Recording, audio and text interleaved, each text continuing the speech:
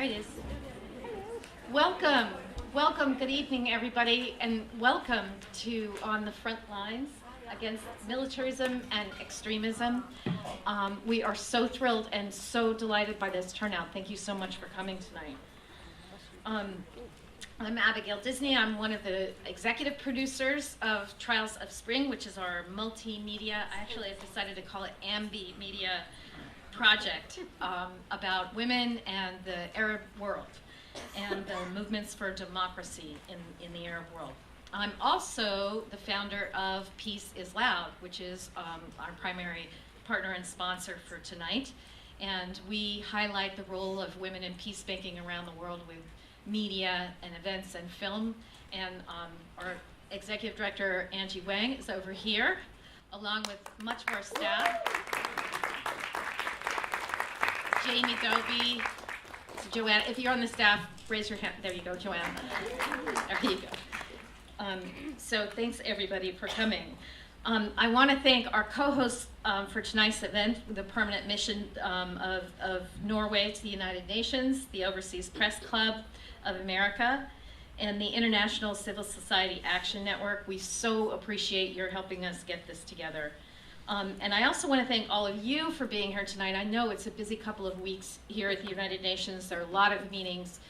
So for all of you to take your time and come here, we're so grateful, and we thank you in advance for the questions I think you'll probably be asking and the interest in the program. Gini and I have been working now for a long time on projects like the Trials of Spring and Women, War, and Peace and Pray the Devil Back to Hell and on Peace is Loud. And everything that we do is grounded in the idea that voices matter. It doesn't just matter to tell the story, but who tells the story and from what perspective and from whose eyes and why. And militarism and extremism are the two supreme challenges. I call them the twin pillars of patriarchy. They are the two primary challenges to democracy, but also the two primary challenges to women's lives around the world. And they're rising as they've never risen before in the 21st century. We are therefore in need now more than we've ever been for women's voices. And this is why we're so committed to this project, particularly in the Middle East. So tonight we're honored to present you with this extraordinary panel of experts from the region, and we're also going to be showing you film clips from the Trials of Spring and interviews with some women activists. So we're going to open the event officially with our esteemed co-host, Geir Pedersen, who is our permanent representative from Norway to the United Nations. Mr. Pedersen was previously the Director General of the Norwegian Ministry of Foreign Affairs, Department for the United Nations Peace and Humanitarian Affairs. Ambassador Pedersen served as the Secretary General, Special Personal Representative, and Special Coordinator for Lebanon at the level of Undersecretary General from April 2007 to February 2008.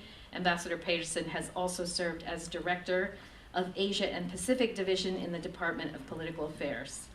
So, Ambassador Pedersen, thank you so much for co-hosting this, and welcome.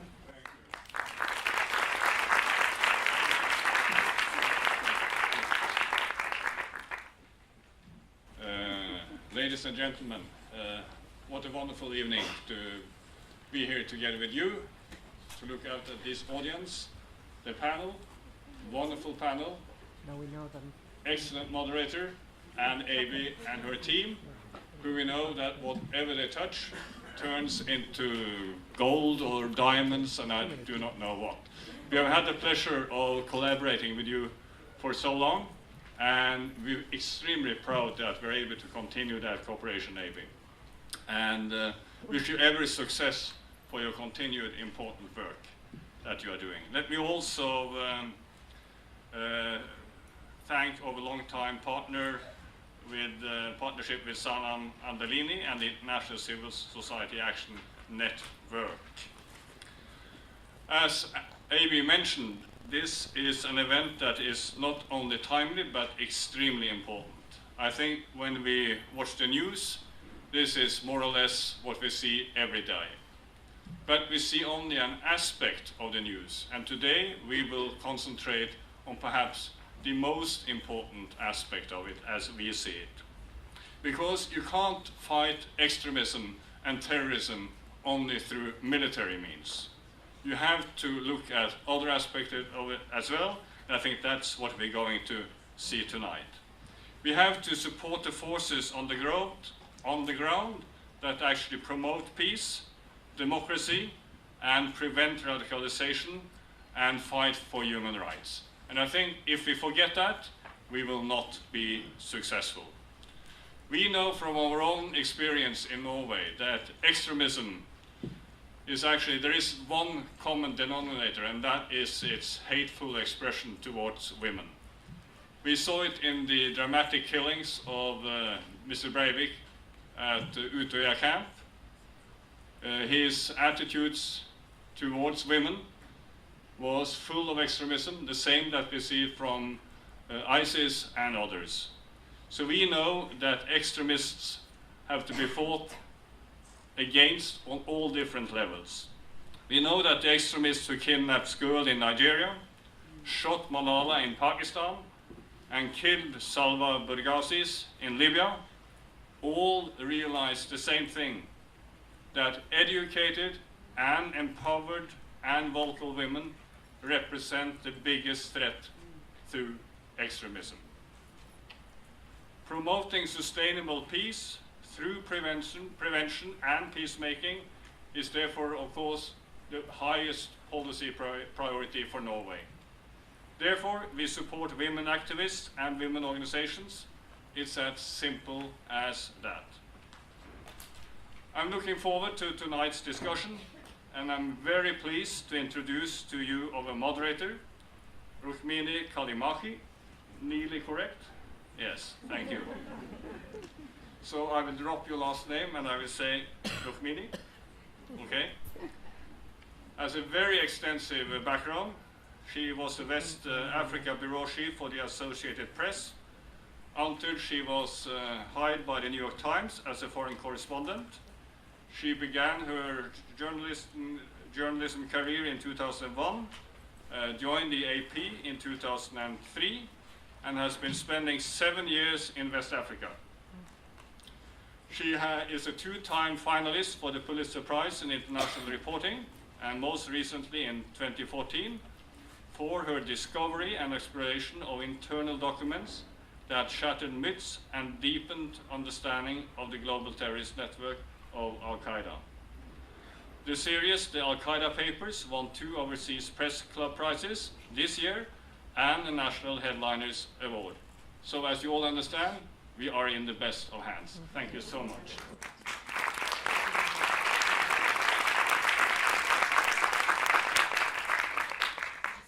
Good evening, everyone. I'm more accustomed to being the only woman on an all-male panel. So it's truly a pleasure tonight to be one of 5 women at this gathering tonight. We have an amazing gathering tonight of female leaders, activists, and artists. Our first panelist is the Academy Award-nominated filmmaker Gini Reticker. In 2006, her film about women in war-torn Liberia went on to win numerous awards, including Best Documentary at the Tribeca Film Festival. She's the executive producer of Trials of Spring, a project which we will see a snippet of tonight, which examines the role of women during and after the Arab Spring. Our second panelist, Rana Allam, is the former editor of Daily News Egypt, an English-language newspaper in Cairo. In 2004, she moved to online journalism, launching the largest Arabic news and politics website, Masraoui. Our third panelist, Sanam Anderlini, is the co-founder of the International Civil Society Action Network. Last year, she received the United Nations Association Perdita Houston Award for Human Rights. And in 2011, she was appointed to be the first senior expert on gender and inclusion on the United Nations' standby team of mediation experts. And last, but certainly not least, our final panelist tonight is Mossarat Qadeem, who is the founder of the Paiman Trust. The Paiman Trust is a network of women legislators and activists in Pakistan who are working on peace building. I'd like to start tonight with Gini. And I wondered if you could describe for us the film that we're going to watch tonight. the inspiration for it, and how it evolved from where you thought it would be in 2011. So I'm going to show you two clips tonight from the work that we're doing. One is a trailer for the film, which is called Trials of Spring, and it focuses on Egypt. And the other is a story from Yemen, because as Abby mentioned, we're doing a multimedia project where we're doing one big film on Egypt, and then we realized that there's no way in the world that we could cover all of the stories that are coming out of the Arab world about what women are doing. And so we have short pieces that we're working on in conjunction with the New York Times. There's going to be a special series that occurs starting next month for 6 weeks. And it will have one story from Yemen, one story from Bahrain, one story from Syria, one story from Libya, another from Egypt and Tunisia. And the inspiration for the film for the project really came from, Abby and I were approached and asked to do it because of the success that we had had with both Pray the Devil Back to Hell and with a series that we did called Women, War, and Peace. And when we started, we really thought we were going to be doing a celebratory piece about what wonderful women had participated in the roles that they played. And in the course of filming, not that the women have become any less wonderful, but history has certainly changed, and it's become a dramatically different piece than we started with, particularly the film, which now focuses primarily on one young woman who went to a demonstration in 2011 against military rule.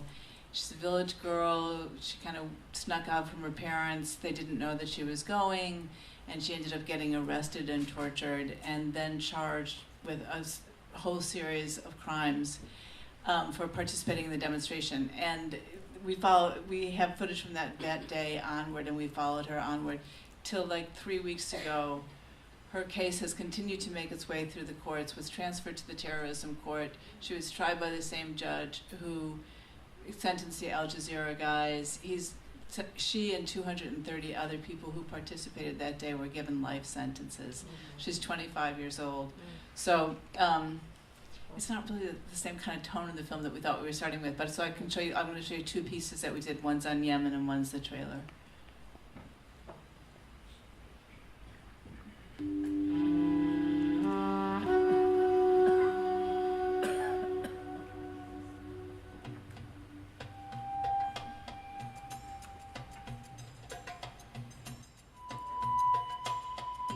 I remember receiving, like everyone else, the Facebook invitation of going to Tahrir to protest against police brutality. لو لسه عندنا قيامة ولسه عايزين نعيش كإنسان وكبني آدمين في البلد دي لازم ننزل يوم 25.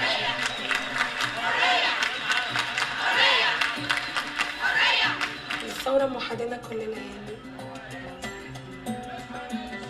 Basically, it was this utopia where everyone just looked so happy. بقول زيهم ماسكين فيا زيهم، حسيت ان انا عندي قوه بطير زيهم. كان بالنسبه لي بقى تحول. It was perfect. Whether under Mubarak, the Islamists, to the military-backed government, nothing has improved. أصبحنا اليوم باسم حرية التعبير نستمع إلى خطاب يدعو إلى زواج القسري، لخطاب يدعو إلى تعدد الزوجات باسم الديمقراطية والحرية. أهلي ما قالوا لي لا مش هتنزلي ومش هتروحي وحبسوني، إن أنا حاسين إن أنا جبت لهم العار يعني والفضيحة وكده. وعلاش عملناها الثورة؟ As a woman, the demand for social equality is going to be very hard. They think that we're vulnerable enough that they can marginalize us from the political life and from the public sphere. بيطلعوا كده عاملين زي الصراصير، كمية ملهاش حل، لابسة اسود. النظام كان بيتعمد إن هو يكسر الشعب باللي بيعمله في البنات في الأحداث دي تحديداً. أول حاجة عملوها طبعاً إن هم قلعوني الحجاب ورموه في الأرض، بس هم هدومي اللي فوق قطعوها. واللي كان بيضرب واللي كان بيتحرش. كان في ضابط حط رجله على وشي كده كان قبل ست البنات طبعا ما تتسحل بحوالي ساعة تقريبا. A video uploaded yesterday on YouTube has circulated widely, provoked outrage at the extent of police brutality. This woman, she represents Egypt. It's all of us, men and women, but especially women. كانت دائما في الأمام. هذه معركتنا.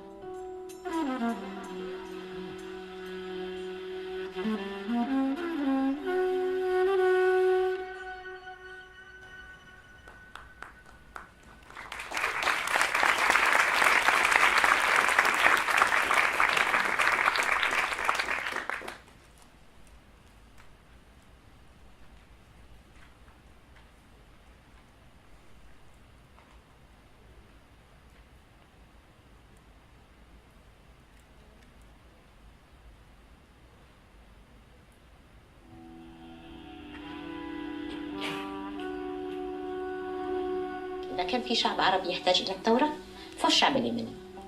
إذا تحدثنا عن الفقر لا يوجد من هو أفقر، إذا تحدثنا عن الأمية لا يوجد من هو أكثر أمية، إذا تحدثنا عن الفساد لا يوجد حكم أكثر فسادا من الذي كان موجود في اليمن.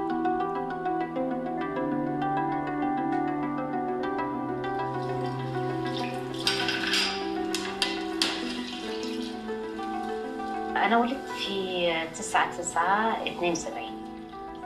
يعني عائلة بالنهاية عائلة فقيرة. أنا عندي 3 أخوات تزوجن زواج مبكر. واحدة فيهم تزوجت وهي ما تعرفش تنطق اسم زوجها صح. يوم عقدها وهم بيلحقوها في الشارع يدوروها ما لقيوهاش، لقيوها تلعب في الحارة. حملت مرتين وهي ما تعرفش إيش يعني حمل. توفيت وهي ما دخلتش ال50. هذا المجتمع الملون اللي كان تقليدي لكن ملون، كان الإنسان مشاركات في كل شيء، من اللي في السوق، من الخبازات، من اللي بيبيعين، من اللي بيشتري، من نصل إلى منتصف الثمانينات، سنة 86 تحديدا. سنة 86 صارت صنعاء محملة بسلاح وقبائل.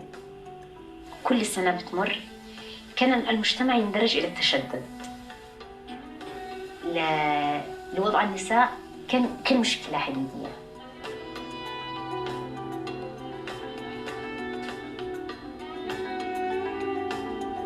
أتذكر تماماً أيضاً وأنا تقريباً في 84 كان بدأ يظهر الجلباب الواسع الثقيل القماش اللي هو بيلبسنها الفتيات معينات، ويلبسن لثام غير لثام اليمنيات. لثام ماهوش محدد لشكل الوجه وملتصق بالوجه، لثام واسع. الفيصل في المدرسة يجي في صف 5 حدث قرار يعتبر شرخ بالنسبة لي، قرار فصل التعليم، فصل البنات عن الأولاد. أنا طبعاً كنت أكره علي عبد الله صالح لأنه هو فرقني عن أصحابي. في هذه السنة بدأت مظاهر تكريس الحاكم، جت لنا باصات للمدرسة، باصات عسكر، وبالإجبار علينا كلنا أن احنا نخرج نستقبل الرئيس. لسبب أو لآخر لم يعجبني طريقة الحشد، ولم تعجبني عملية الإجبار. رفض. اعتصمنا في الفصل، كان هذا أول اعتصام أقوم به في حياتي، اعتصمنا في الفصل وضد علي عبد الله صالح. ساحة الحرية لم تبدأ من يوم، وكان المدنيين هم الجزء المخفي تماماً عن. للأمانة كان قائدتها منظمات المجتمع المدني وكان هذا الائتلاف ائتلاف مختلف، ائتلاف أثبت قوته رضي المتوكل، عبد الرشيد الفقيه، خالد الآنسي، متى سميت ساحة الحرية؟ كل ثلاثاء يحدث اعتصام وسميت ساحة الحرية.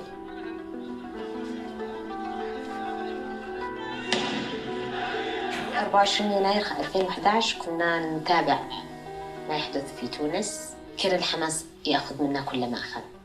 أن يسقط حاكم فاسد في بلد عربي بفعل شعبي، هذه بتعتبر كانت بالنسبة لنا كأنها حلم مستحيل. شعرت أنه ربما أنه الثورة التونسية هي الإلهام الذي سيلهم الشارع اليمني. اتصلت بمجموعة من الأصدقاء إنه ما الذي بالإمكان أن نفعله من أجل أن نحتفي بهذه الثورة وندعو لثورة مشابهة. يومها صحوت الصبح أكثر من العادة مبكرة، أكثر من العادة أشعر أن عندي مهمة كبيرة سأنجزها، كأننا في هذا اليوم ربما أننا خارج التحرير بلد أو شيء. وقفنا أمام السفارة التونسية، أخبرت مراسل الجزيرة أن لدي رسالة أريد أن أرسلها إلى علي عبد الله صالح. نسي وأتضامن مع أنفسنا وأتمنى أن تنتقل الحركة وأن ينتقل النظام، نظام علي عبد الله صالح الذي هددنا بالأفغنة والعرقنة والصوملة، أن نقول له نحن الآن من هذا الموقع وأمام السفارة التونسية نهدده بالتونسة. كنت أشعر وأنا أقول أن هذه الكلمة أنني أهز عرش الطغيان. افسحوا الطريق لاخواتنا النساء حتى يتمكنن من دخول. لما أتذكر الأيام الأولى في الثورة أشعر أنه الأيام بسيطة، استطعنا أن نخلق وطن في مساحة بسيطة جدا لا تتعدى ربما كيلومتر واحد، وخلقنا وطن وخلقنا مجتمع يمني متكاتف متآلف يحترم بعضها البعض. المرأة اليمنية كانت في مقدمة تلك الثورة، كان أغلب المسيرات تتقدمها نساء.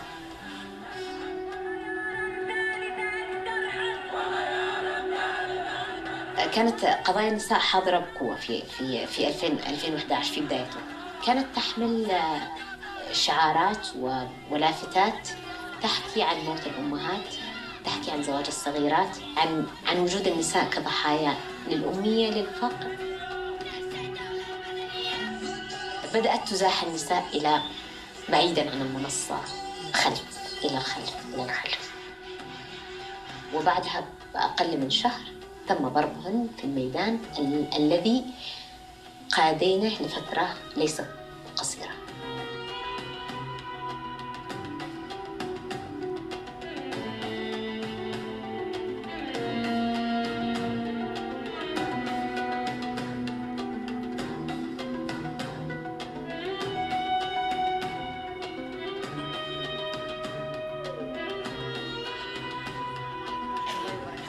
يوم إعلان الأسماء أجد اسمي من بين أسماء المشاركين في الحوار الوطني.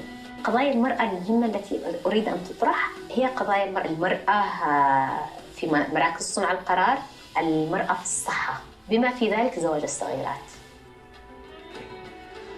كما أزيحت النساء من مشهد الثورة، تم أيضاً عملية كسر العظم بالنسبة للنساء في مؤتمر الحوار. استمرت النساء بشق الأنفس في ميدان الثورة. آخر شيء كان المشهد الذي تم في صنعاء، الثورة المسلحة التي تمت في صنعاء مؤخراً من نهاية شهر أغسطس إلى نهاية شهر سبتمبر وما زالت مستمرة. النساء داعيات للسلم، والمشهد مشهد حرب. واليمن دائماً في حرب، إذا كانت الحرب لا تسجل لكنها حرب موجودة. هناك حرب عن القاعدة، هناك حرب من القاعدة، هناك حرب بين الحوثيين والسلفيين، هناك حرب بين الإصلاح والحوثيين، هناك حروب متعددة. أعرف شخص في الدولة ويعتبر تقدمي جدا قال وبالفم المليان: الآن ليس وقت النساء، حريتهم مش وقته. الجميع يقول بما في ذلك نساء إن هذا ليس وقته، ولكن متى سيأتي وقته؟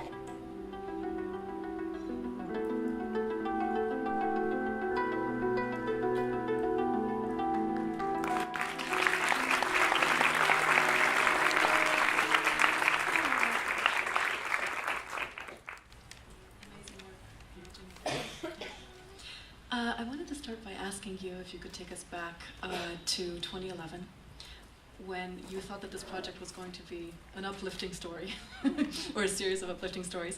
What was the turning point where you noticed that things were going to go south for women? Well, I mean, I think that two things. One is that one of the reasons we wanted to do the films in the first place, or the stories in the first place, is because we felt like all the reporting was either as women as victims, or like, oh my God, women are doing something, isn't that amazing? And so it kind of not really the experience that I knew that women had been through, because I knew that there was a long history of women being active and all the women that I met were quite inspiring. So that was that was definitely the inspiration. And for me, the turning point of, interestingly enough, the feeling that things were really going to go south was when, two things. One is International Women's Day on March 8th, 2011, which is right after Mubarak fell and that women were attacked in the square. And that to me seemed to be a very bad sign. And actually, Ronnie and I were just discussing, like, who was behind that attack. Was it the Islamists? Was it the thugs? Was it the police? Was it? And I've heard some women say, well, it was guys that they had been marching with. And it was not really clear who it was, but it was really clear that the issue of women's rights was not going to be on the table. And that to me was a bad sign. And then I have to say, though, when I felt like when Morsi was overthrown and the massacre happened, I thought that, wow, this is really not the film that we started out making. And that's actually when we really even changed tactics. It became too dangerous to shoot in Libya. We were, and it became also the different countries that we had first thought of doing a film that tied the different countries together, but then what was happening was so different in each country, it became impossible to even think about doing that. And so we just started, in Egypt we realized that we were just going to start following somebody. As we had already identified a couple women and we were just started following their stories as they evolved. What were the biggest challenges for you as you embarked on this project as a woman? I think the biggest challenges for me were that I wasn't living there. I mean, more than anything, not just being a woman, but because since we had thought we were going to do a retrospective, but then we started doing something that was moving, just kind of covering what was happening, it was very difficult. And so we really began working with a lot of local people. I'm also curious about, you touched on the media representations of women as either victims or oh my God, they're doing something. Tell us about what you're trying to do differently with the Trials of Spring. I think that what we're trying to do is say that, like, why I'd like to see the media cover these stories more and more and more and more. Like, what's happening to, like, the women that we just saw in Yemen when the movement say, well, now is not the time for women. Why is that not a front page story of what's happening with women? Why is the fact that even what happened on International Women's Day was not that big of a story? Why is it the fact that, like, I think that women, in fact, are in leadership positions in a lot of the human rights organizations that are working still consistently on the ground. I don't feel that their stories are covered. I feel the same thing as the ambassador said in the beginning, that what the extremists on both sides hold is kind of a disregard for women, and I think that story should be covered more, not as women as victims, but women as agents and active. And I'd like to see that more and keep pressing for that in everything we do. I'd like to invite Rana to speak to us a little bit, who arrived from Egypt just yesterday.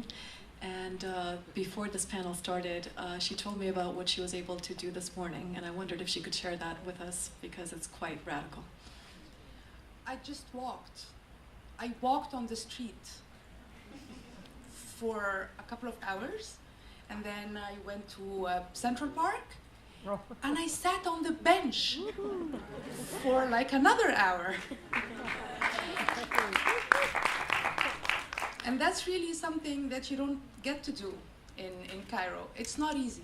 It's not easy to do that. You need to be very defensive and very aggressive and willing to take a lot of harassment and eyes staring at you all the time. So you just don't walk. You get in your car, you hide behind black tinted glass windows. So yeah. That's very sad. You ran a newsroom that at one point had 80% women, both in management and in the newsroom. I don't think I've been a journalist all of my adult life. I don't think I've ever been in a newsroom that had even 50% women in leadership positions.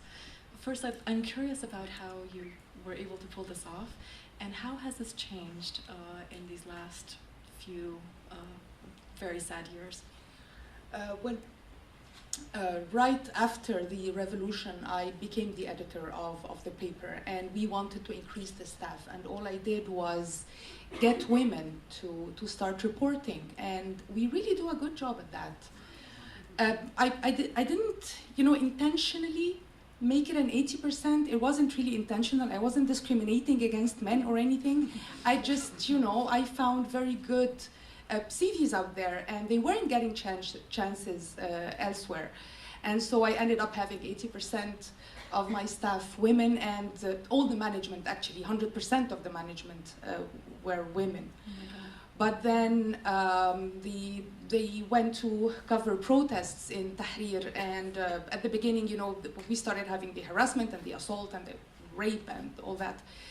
And the girls would tell me, no, we will still go, we have to go, and being a feminist and all, I couldn't just say, no, you're not going to go. So, but then one of these days, one of the ladies went to cover a protest in Tahrir, and she got assaulted, and they ripped off her clothes, and it was really bad. So on that day, we decided that, I really can't put them in danger anymore. I couldn't send out female reporters anymore on the streets, and it became increasingly difficult to send them not only on protests, just to cover anything, just to report on anything. Reporters in general, male and female, are having problems reporting from Egypt. So it's even much worse for female reporters. And now the staff is 50-50. What would you call what's going on in your home country now? Is it extremism or is it militarism? Extreme militarism. Exactly. It's extremism on all sides. It's radical Islamists are rising somewhere, and then you have the nationalistic, in a very negative sense of it, coming from the military side, and they're both fighting each other and feeding on each other's violence. One of them starts to kill, the other starts to kill even worse, and retaliation and revenge from both sides, and it only gets worse. Right. We see in Gini's film that women in Egypt felt deceived by the revolution. We see them talking about how under the guise of freedom and under the guise of democracy, all sorts of draconian measures are being discussed, including the marriage of children and polygamy. The backdrop, of course, is the rise of the Muslim Brotherhood as the elected government of the country, and a move towards the implementation of Sharia law. Is a conservative interpretation of Islam compatible with human rights for women?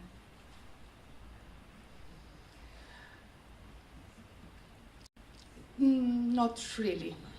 Not really. I mean, it wouldn't be equal. If you think of it, I'm just talking to you ladies about a piece I wrote for IPS News, and it's about the basic laws in Islam. If we're going to talk about at least the personal status laws, a woman does not inherit, a man inherits double what a woman inherits.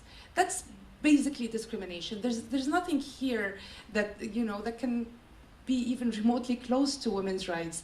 A man can marry for women, and a woman cannot marry for men. This is discrimination. A man can divorce his wife. A woman cannot divorce her husband except by a court order, a case, a lawsuit. So it's basically it's basically discrimination.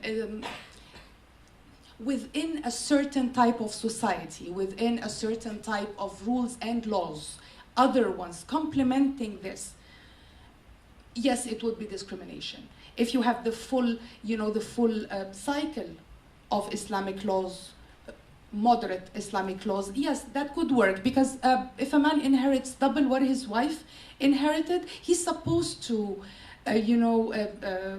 pay for everything in their life. So.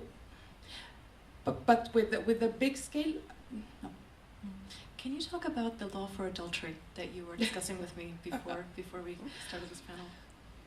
Okay, this is one of the laws that is not Islamic and does not come from the Islam doctrine. It actually came from the French penal code, which we adopted somewhere very, very early on. And it seems that, you know, our lawmakers just made a point of getting each and every law that is against women to just put it in our system. So they picked out the worst law ever. It's the adultery law. It's the crime, committing the crime of adultery. So what happens is that if a man catches his wife red-handed while committing the crime of adultery, he can kill her and he would get 24 hours sentence. He is not charged for murder. It is not murder, it's honor killing. He got so agitated, so he killed them both. But of course, if a woman catches her husband in the act and she kills them, she gets charged for murder, of course.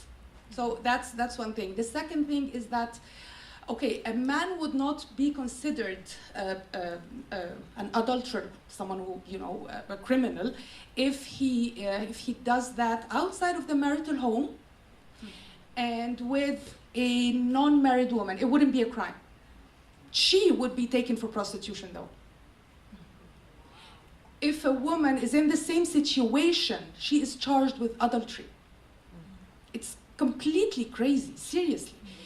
The only way a man would be charged with adultery in my country is if he is caught inside his marital home, caught red-handed, with, I don't know, 3 or 4 witnesses seeing them, in the act, excuse me, seriously, in the act. And then maybe, you know, he can be, and then he would take 6 months in prison, by the way. That would be his sentence. A woman would get 2 years. So, yeah, and this one we got from the French. These laws are so galling and so terribly unfair. They're almost funny, but I'm sure they're not very funny in your country. What is the status of the women's movement and of resistance to this kind of injustice? Given the fact that we don't have any civil society organizations being able to work in my country anymore, we have a horrifying NGO law that was passed recently that stopped any funds, any organization, any women's rights movement from being able to work. We really don't have civil society working for women anymore. We have very few of them who are doing perfect research and they're doing a great job. But we cannot say that it is wide scale. They can't move around properly. They're not getting enough support. They're not getting funds. But the police can raid the offices at any point in time and arrest them all and put them behind bars. So it's very limited now. As an editor and a journalist, I'm curious to know how limited you are. Are you able to write what you would like to write? Are you able to report as you would like to report? We walk the thin line. We walk the thin line. We walk the thin line. But yes, we are able to report, and I'm able to write only because our paper is in English. So for them, it doesn't talk to the masses, it doesn't talk to the public, so we're left a little bit of margin of freedom to be able to write and speak. They don't think we're important, and we're women, you know, so. We're not important. I think I know the answer to this question, but do you feel that the media is covering the challenges of women in Egypt properly? Absolutely not. Right. And what are the specific gaps that need to be filled, especially in international media like the New York Times? Okay. When international media covers women's issues in Egypt, they cover them from the perspective of the American people, the American women or the European women. You didn't know, for example, about our laws. The first thing that would come to your mind, which is actually the first thing you asked me right now when I sat, is the harassment on the street. You know what? This is a problem, but it is the least of our problems. Our problems are much bigger. Our problems are violence at home. This is a problem. You're concerned with what we can wear, or you know, whether we're being harassed or not. Our problems are much bigger. And it's difficult for you to see, just as Gini was saying just a few minutes ago, being an outsider. You don't know the suffering that we have. Almost every woman I know was beaten at some point by her husband. Actually, I don't know any woman, Egyptian woman who wasn't at some point beaten by her husband. That's normal. That's okay. That's okay. I'm not talking beaten, bruised and broken. Yeah, slapped on the face at some point. But that's normal. You need to start from here. Not from whether I can walk on the street or not. Am I safe at home? Am I safe at home? That's the problem. I'm not safe at home. I'm never going to be safe on the street. Right. Sanam, you're an activist, and you have inspired many activists. Your Twitter handle is @WhatTheWomenSay. Can you tell me about this? Can you tell me about this and about your particular fight? Thank you. I've lost my voice, but I don't. I still speak. So if people who know me, my voice is usually less deep than this. Why is it called What the Women Say? Because what we find, and I've been, it's been 20 years, but ICAN has been around only since 2006, is that, ask the women about what's going on in their countries. They will give you a perspective which is both deep in terms of the social context, but directly links it to the political, to the economic, gives you an understanding that you will not get from just the political male elite or many of the analysts that are the normal kind of sources. And so they have a lot to say, and they're often the first ones to warn us about things, but because they're the first ones to feel it and see it. We produce reports called What the Women Say. They're gendered, political, and security country briefs, analyses, and our Egypt one and it was done by women, gives you a perfect analysis of actually what happened in the elections and the fact that Morsi did not win the majority of the votes. In fact, we do a breakdown of our Iraq one. We produced it in January of 2013. The women were warning about the rise of the extremists. It's on the front page. It's all over. So we listen to what the women say. They have they can identify the problems. They identify the trends, but they also, the people that we work with are at the front lines of the solutions as well, and that's why we call it. When I was working in West Africa, I would often find myself, I'm a feminist since birth, I think, and I was astounded at the fact that I would often not quote women in my own stories because it was so hard to find literate women. And when a source is not literate, they're not able to express themselves often as well as somebody who is. What advice do you have for journalists in the field dealing with that particular discrepancy in light of the fact that in so many of these countries, female literacy is always lagging? So I think it's two things. I think one is come to us. We will find it. Come to the CSW. Look at the room. It's full of people who are activists from across the world. 8,500 organizations from around the world are registered. They come to New York every year, and I don't think the New York media picks up the fact that the world is here. Literally, it's ridiculous. That's the first thing. The second thing is just because somebody isn't literate doesn't mean that they don't know and that they're not smart. So to me, and in our work we have the same thing, that we're working with people that maybe speak different languages and so forth. But if I go in and I say, oh, we're here to talk to you about SSR, and SSR is security sector reform, of course it's going to put off a lot of people. It's going to put off half the room, frankly. It's going to put off, lots of people. But if you go in and say, okay, tell me about how your army has been engaging in the community. Is your police providing security? Is your police an oppressive force? What's going on? It doesn't matter how literate or illiterate they are. They can tell you because they're experiencing it. So it's our job to not to be simplistic, but to make sure that we are talking the language. We are in their shoes. They are living with this reality. So we have to go back into their shoes and talk to them from the standpoint that they're in. And it's remarkable how much they know and how much they can tell you. And yeah, it's you just have to take the extra step to engage in that way.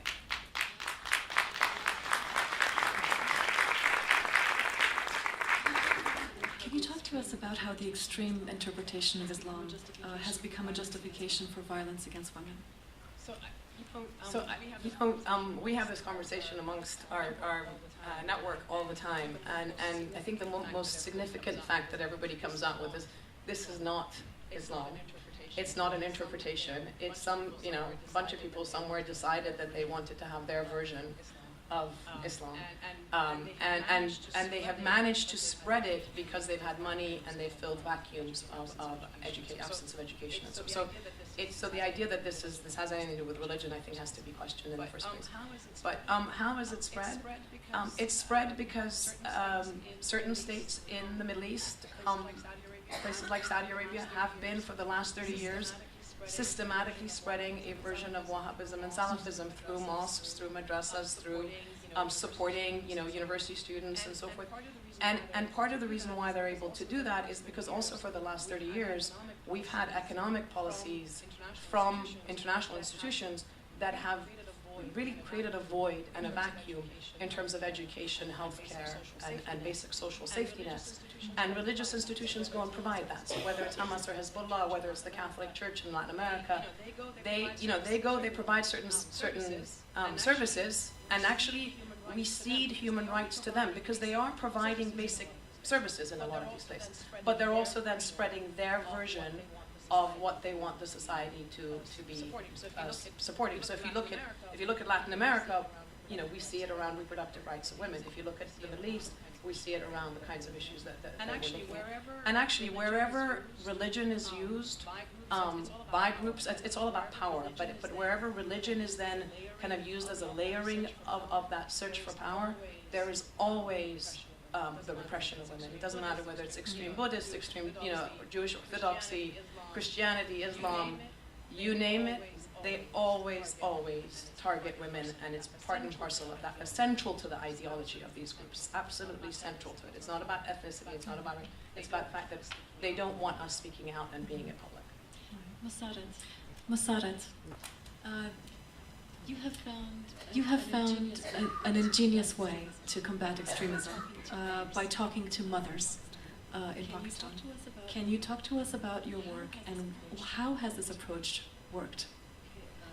Okay, I'll just give you a very small story.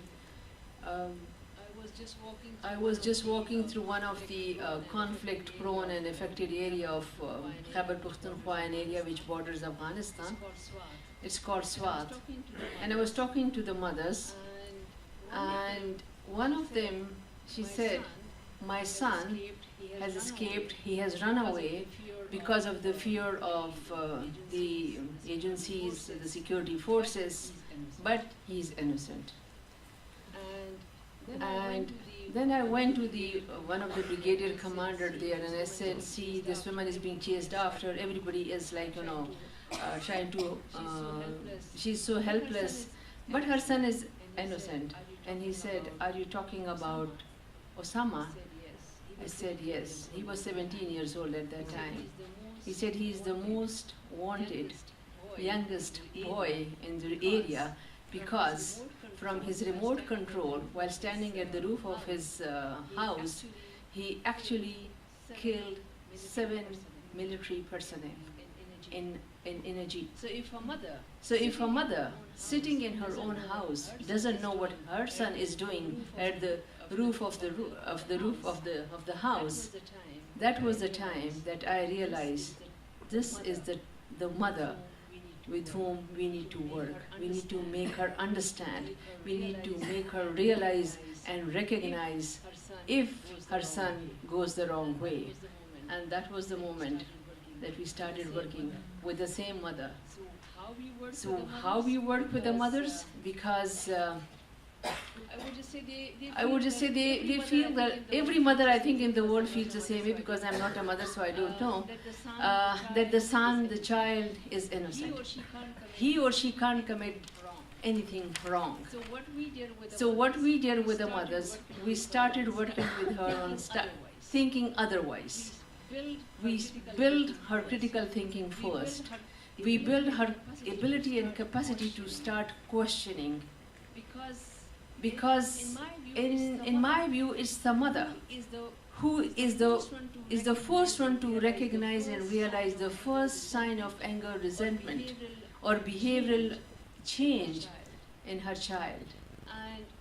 And when the group, when these boys, they join the other group, that behavioral change is always there.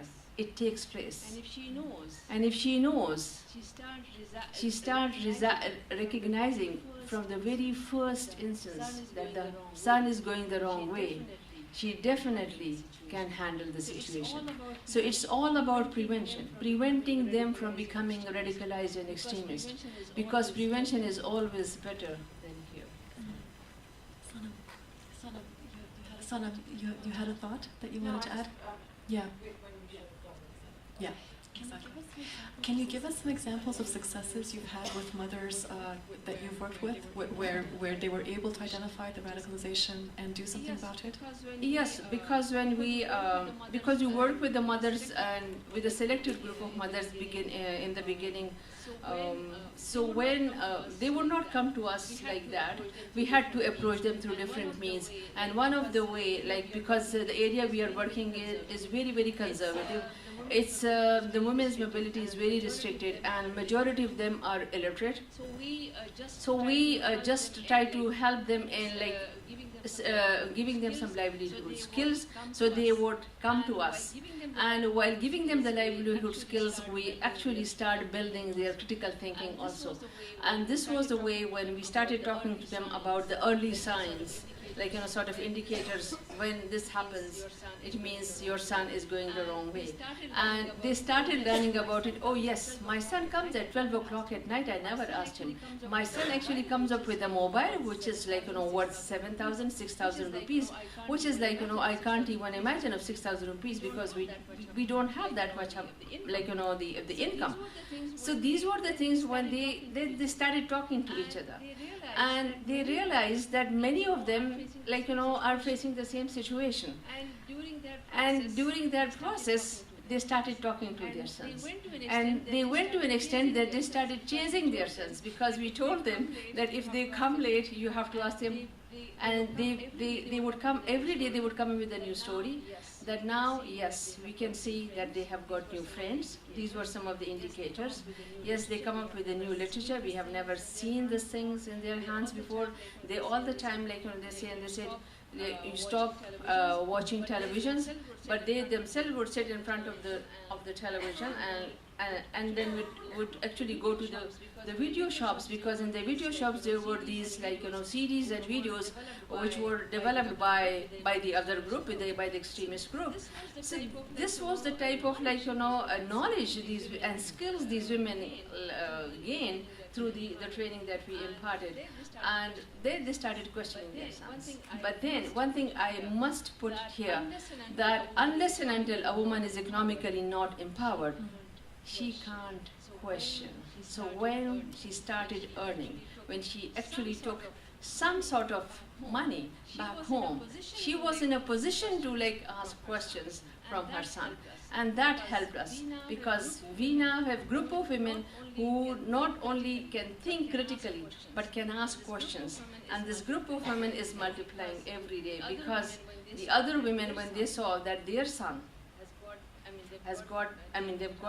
they're being transformed, they're being de-radicalized, and they are now being reintegrated and rehabilitated, and now they've got that respect and recognition in the community. So it's like, it's epidemic, it's spreading.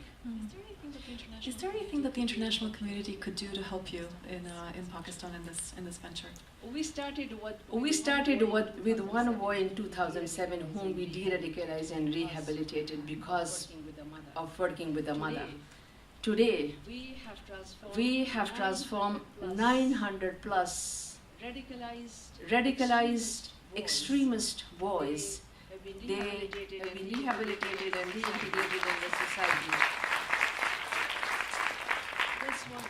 That's one thing.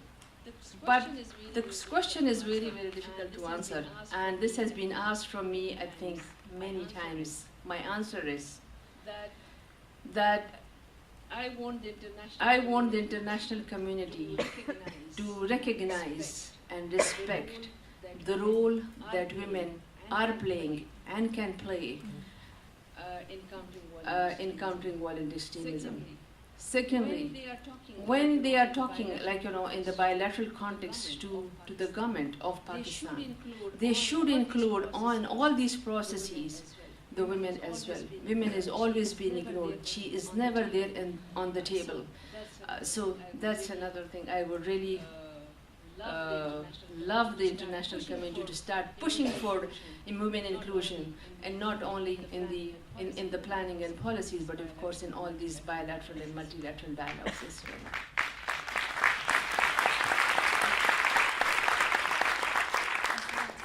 Mossarat, we saw that Malala was shot in this brutal and terrible way, not far from the region where you work.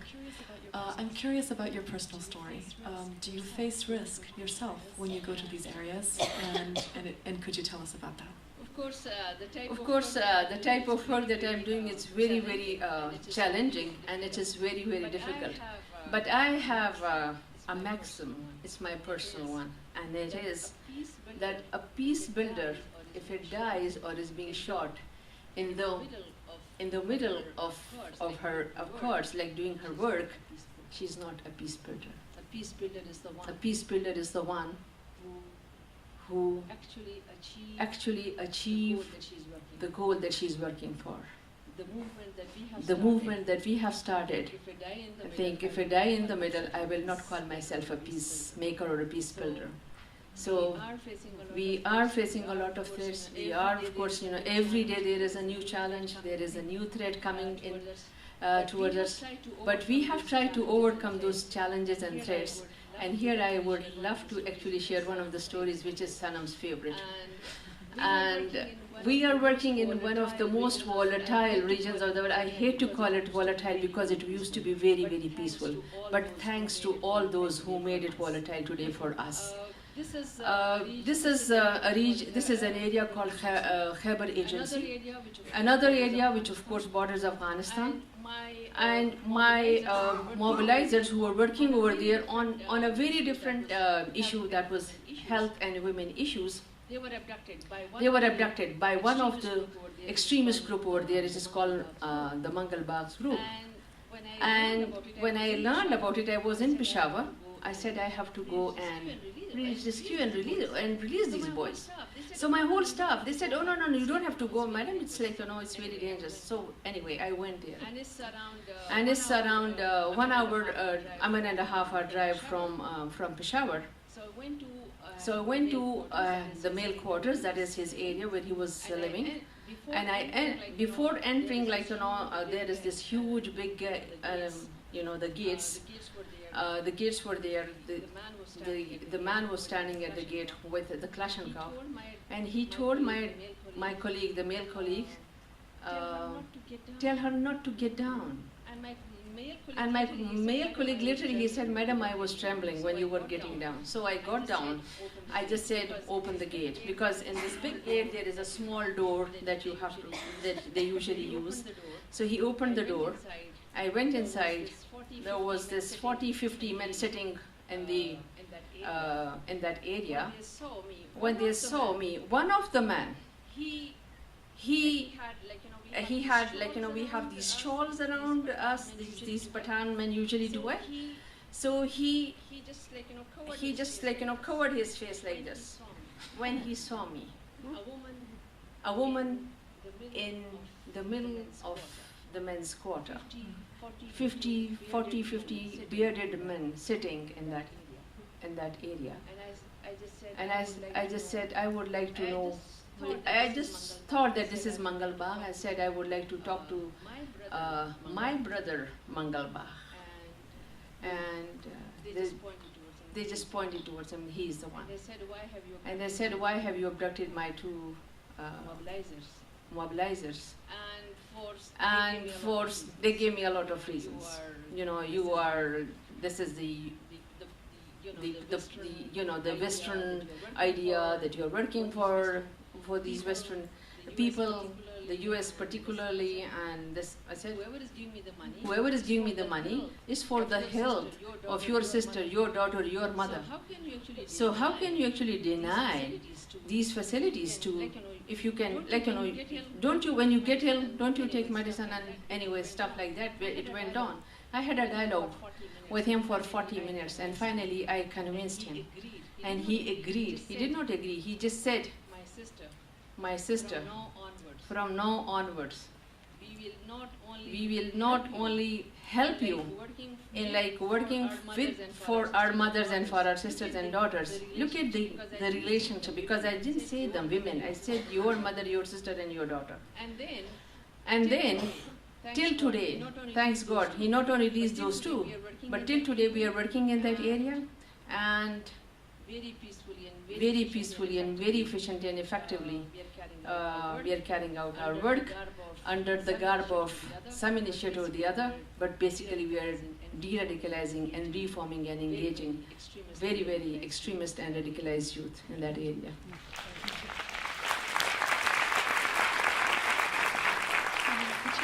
Sanam, could you introduce the film that we're going to see now, which will touch on Mossarat's life as well? So one of the things that we do at ICAN is we have an annual forum we do it in Turkey because it's the easiest place for visas, to be honest with you. But it's for all our partners from the Middle East, North Africa, and Asia. And now we're extending to the Caucasus and other places, basically Muslim majority context.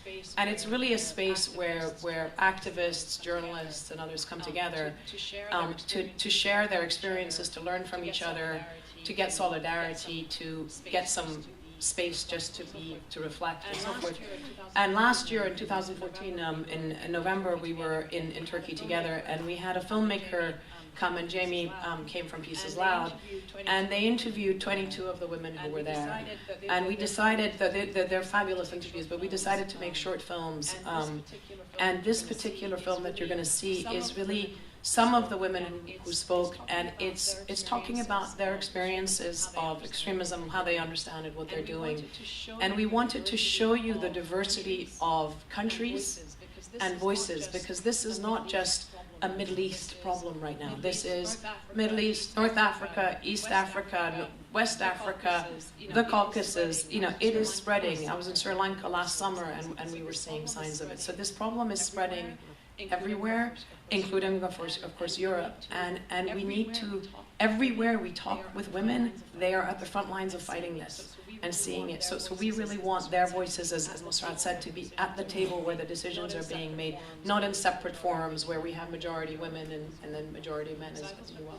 So I hope that this gives you some indication. Thank you.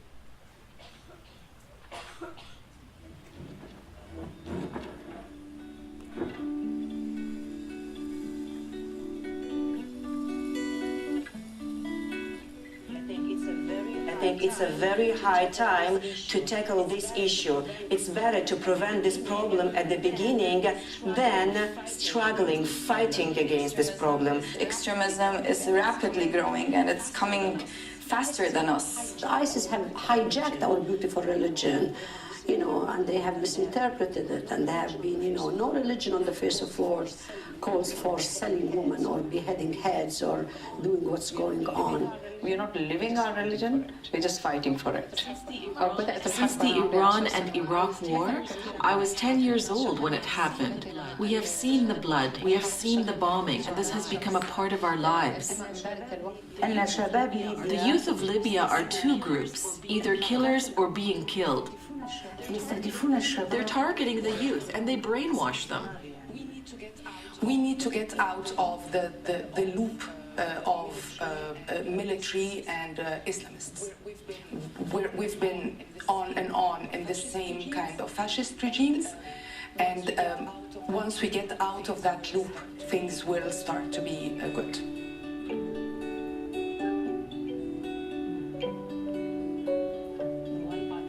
The one part that extremism has is terror. It's the power of putting fear.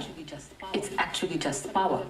They come up with a lot of attractive packages. The package is, of course, they hand over to a young 14, 15, 16 years old boy 20,000, 15,000 rupees per month, which they had never thought of, and then a mobile and sometimes a gun also. So this power of the gun and money itself, I think, is very attractive for the young minds. We have extremists offering them money, offering them an alternative, and and even giving them another model, role model. You are a fighter, you are a man, you are powerful, you are strong. That's why I'm talking from crisis of masculinity. So you lose many adventures if you are with progressives, etc. And the other side, you have the paradise, you have this position of martyr, and you are glorified. And you have money for your family, you can send them money while you are in Syria, etc. And you are finally the man, the powerful man. The Islamists made a big mistake. When they arrived, they used force. They used terror to make people join their ranks.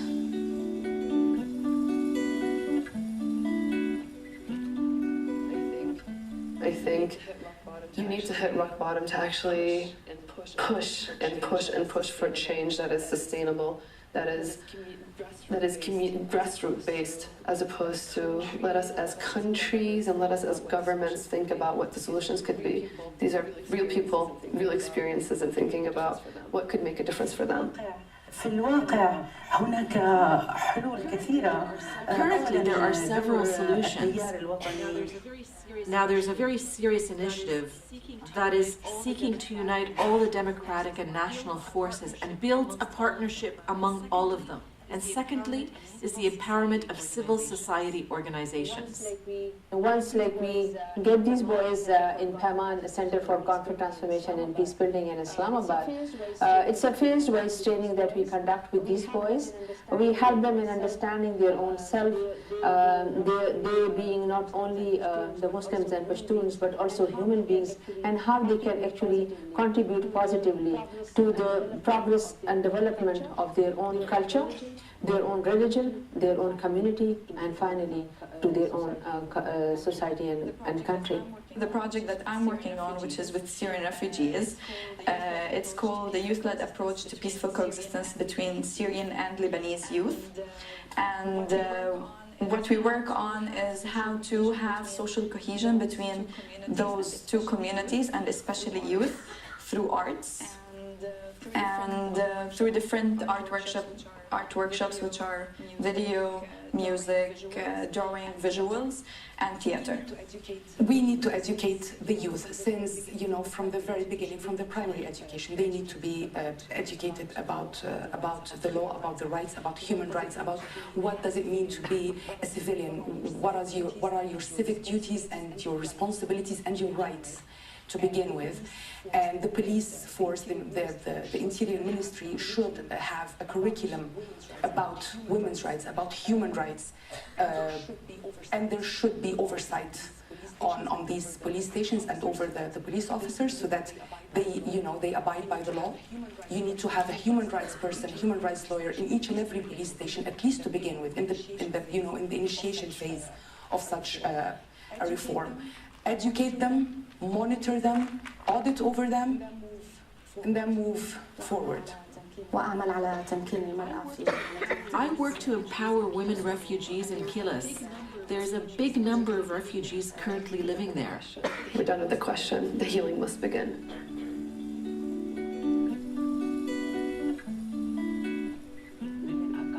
Women are coming here with the plural I, with their multiple identities and how they are struggling with their multiple identities and the multiple roles that they have in their own homes, in their own communities, and also struggling with peace, also struggling for rights, and also trying to tell the world we have solutions, because their solutions are working and they are able to resist.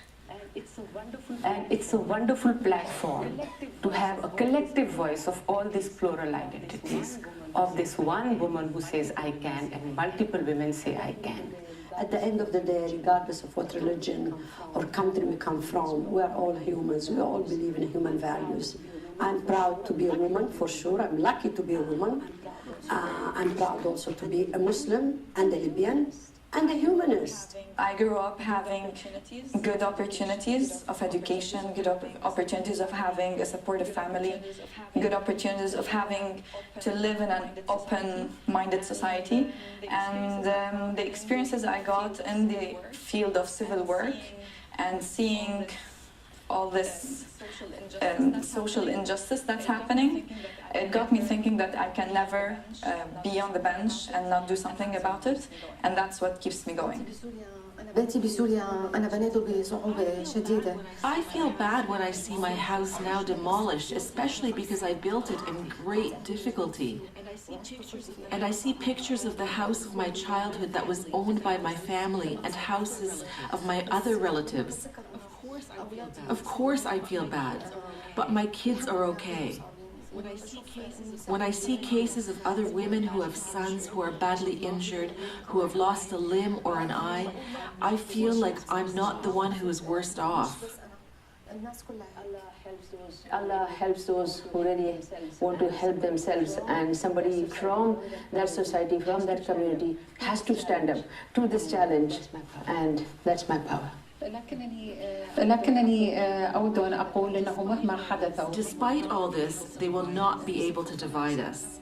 I will still hold my hand out in peace and in cooperation to my neighbor who is Sunni, who is Christian, who is Baha'i, all the minorities in Iraq, in order for us to live in harmony and peace.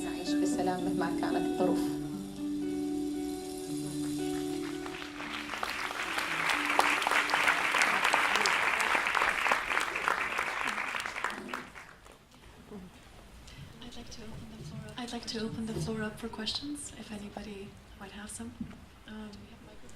Do we have microphones for the audience?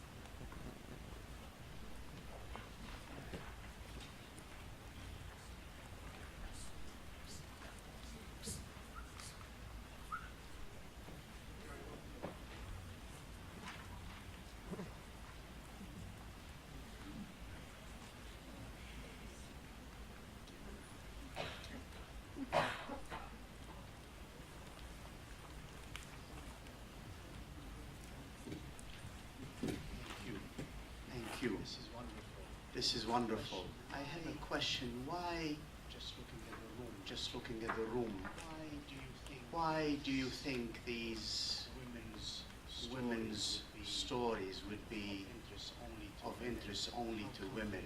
How come there is no man panelist among yourselves?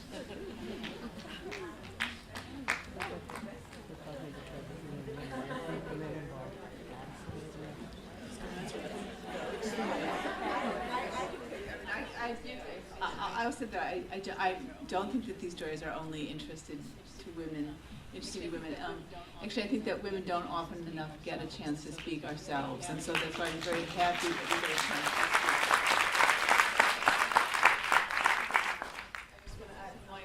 The reason why we made the film is precisely to be able to get it out to a much broader audience, because the space that we provide for these women, we're opening it up and we're inviting more people at various, but they need that safety and that security to be just amongst themselves. They never get that across the region, and we've seen how important it is for their own solidarity. So, but we have opened it up, and you especially are always invited to those.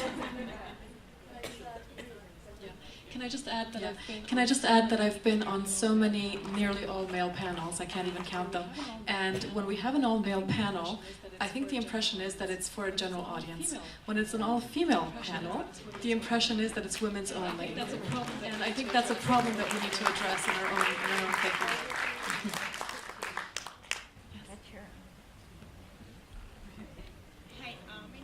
Hi, my name is Hajar Naivi. I'm a reporter for Women's News.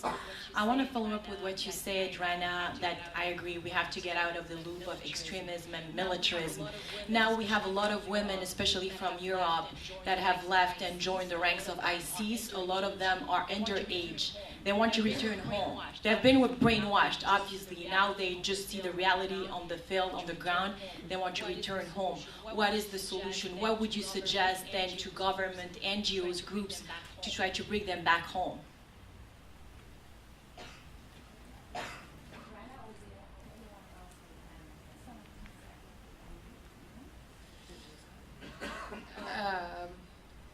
Again, it's education to begin with. It will always be education. They need to know more about what they're getting themselves into. They need to know more about what lies ahead for them.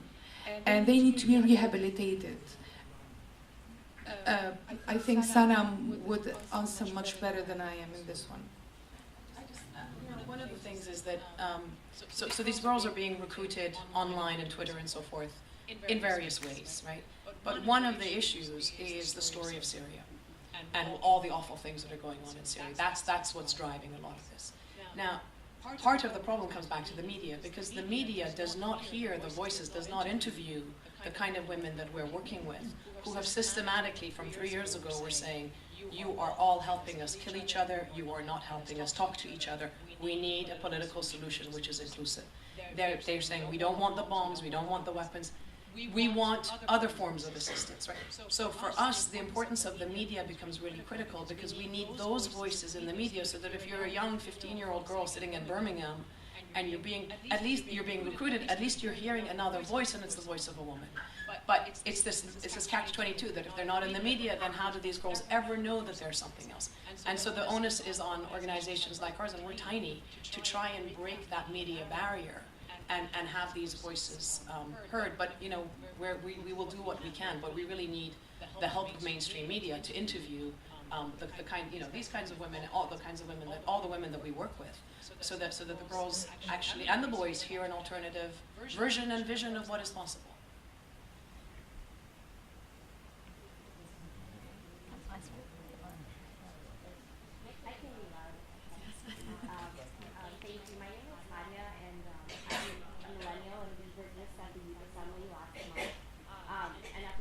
I was surrounded by my peers from all around the world, and at one point we all sort of talked about how none of us could ever remember a time when the world wasn't at war.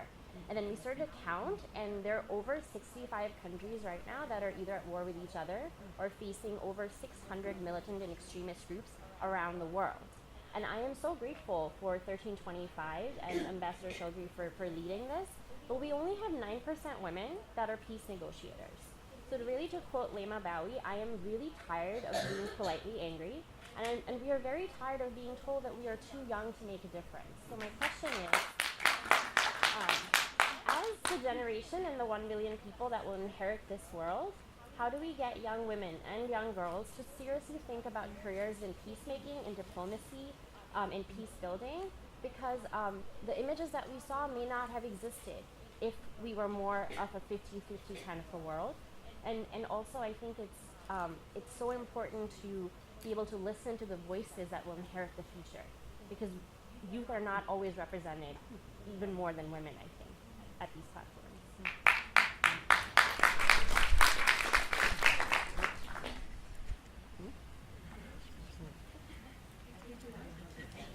Well, there isn't really much of a question. You need to talk, you need to raise awareness inside your school, inside your university. Make panels, make discussions, have a room and invite everyone. Somebody should tell somebody, should tell somebody. It always works like that. And of course, the media, please, the media. Guys, here are the people. I'll give you two thoughts. I was in my late 20s when I was involved in getting 1325. And I did it because I believed, because I worked with a lady who's sitting here, who's called Ndeye Sow, who was actually one of the pioneers of working with women on the ground on conflict resolution. And because I did a lot of homework.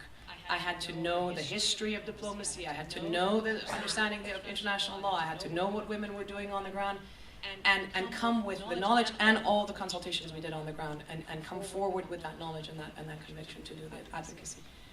We are still fighting that battle of trying to get voices for women, and I'm involved, you know, we're developing a better peace tool and standards and all those kinds of things. What I want younger people to do is, you need to know the history of what's been done so far, because otherwise you start now and we're going back 15 years, we're going back 20 years. You need to read and know exactly what's been done, who's been at the forefront of this, what the strategies have been, and literally many of the people in this room have been pioneers. And then take it from there. But your voice, you need to be active. It's tough. we're breaking the barriers that a generation before us, wasn't able to do, but we're standing on their shoulders as well. So that respect for what's been done before is critical, but at the same time, we're also opening doors for you. And believe me, we want you in because I want to go and plant some pomegranate trees. I'm getting tired.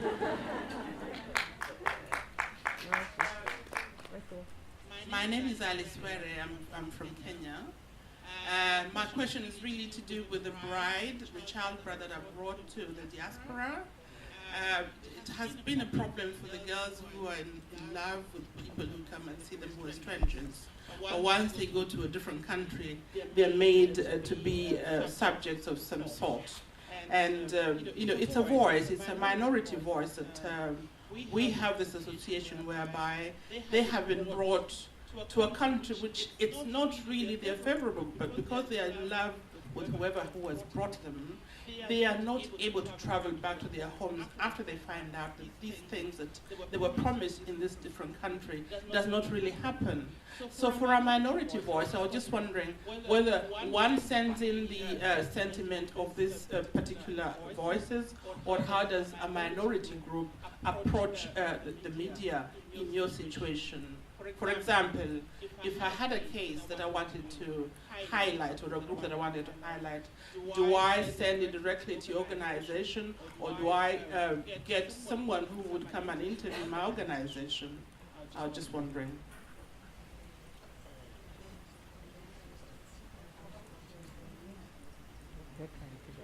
You need to find a journalist who would be interested in the story.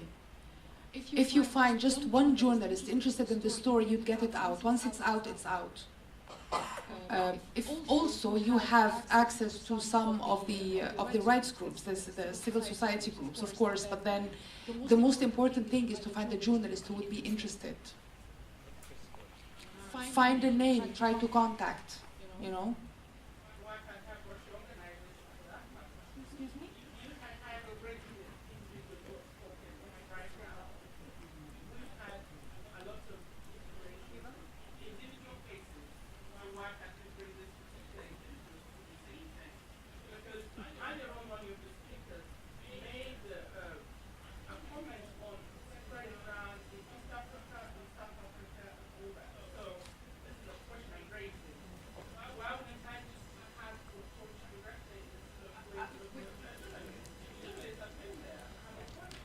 I'd be happy to talk to you afterwards. I mean, it's overwhelming for all of us, this question. But as I said, we're spreading. We started with Middle East and, Pakistan and Afghanistan, and now we're talking to women in all these other places. So I'd be happy to talk to you afterwards.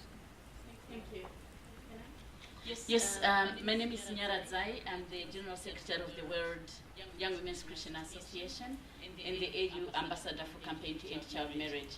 First is to say just congratulations and keep on the fight. We know it's not easy. We know it's not easy to stand up there, to put your face out, to really put yourself at risk. This is what it means to fight for peace and for justice and for human rights in our time. I was in Beijing, and so to see this conversation happening again 20 years down the line, I'm like, there's something missing. Something is not happening. We cannot continue to have this conversation 20 years down the line. 3 points. There is an amazing young champion who spoke from here. I just want to share a quick example that it's doable, and I want to do a shout out to the Norwegians on our work in South Sudan. Really, it's doable. We need an intentionality to have young women, young people in our delegations, and to be able to do that, and to ask the diplomats, the governments, the facilitators, because the moment peace arrives, these are the young people who are requested to be voters. So the politicians would come for the vote bank, but these guys are not in the peace table. So it's a collective responsibility. They are leaders today, they are not leaders tomorrow. So they are leaders today and leaders tomorrow. Secondly, I would like to hear, Sanam, we've been in this conversation for a while. What is not happening around the peace agreements? The issue of impunity, the issue of accountability. Because when I look at our work in the Middle East, I can just follow, I can count on my fingers the peace agreements on the Israeli-Palestinian conflict, the agreements on Egypt, the peace talks which are at times dying or not happening around Syria. where is the relationship in your analysis between extremism, militarism, and the failure of implementation of existing agreements?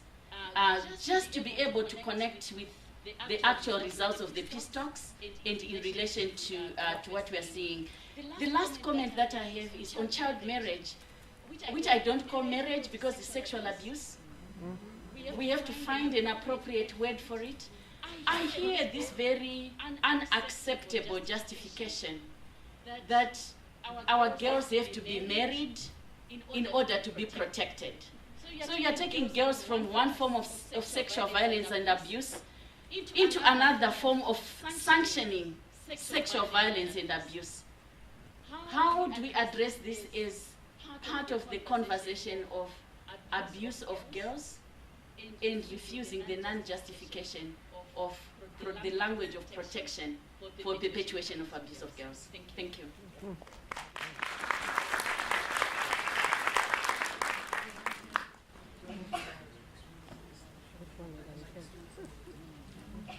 Sanam, do you want to take that?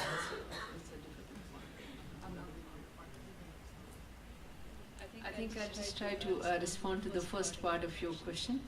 I think in any negotiations, whether it's peace negotiations or otherwise, you need political will. I think the political will globally is missing, and that's why these negotiations failed. Secondly, I think one more thing, look at the political dynamics of the region where these talks always fail. Secondly, look at the global interest. Whose interest is there that the talk should fail and it should never materialize? So I think we need to look at it in the in the larger context.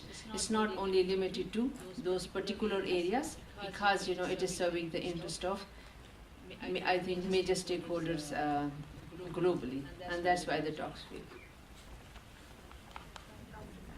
I see this a little bit up close and personal when we're especially in the realm of the UN, and part of it is conceptual. As you know, people on the ground, when you say peace talks are happening or we want peace negotiations, their notion of what should be happening there is really about transformation of their society. It's really about a blueprint for the future. I think the international community is still stuck at let's get a quick power sharing deal, let's get it signed, and let's just get out of there. And what I saw and I was appalled by was that even our terminology, when we say power sharing, it's for that person, right? So we've identified a transition government in country X. We don't know who these guys really are, and they're predominantly guys. And then we give them, and it's power sharing. We don't say it's responsibility sharing. We don't say you're now Minister of Finance and you have to make sure that the money gets to the community and the people. So our own language should change, number one. Number two, the problem has become more complicated. We have non-state actors, there's a proliferation of violence, and all these, but the solution has stayed the same. We're still looking for the men, for the male leaders. Shimon Peres apparently had said that sex and peace happen in the dark. With all due respect, the sex part we can agree or disagree on, but the peace part we definitely disagree on. Because look what they've done, right? It's the same old guys, literally the same old guys. And they're not getting us anywhere. So, and if you, yesterday in the Telegraph in London, they talked about Tony Blair, how completely defunct he has become in the Middle East. People have died. And it's appalling. It's really, really appalling that there hasn't been the shift. It's inertia. It's a lack of a willingness of major institutions and major governments to actually demand the changes.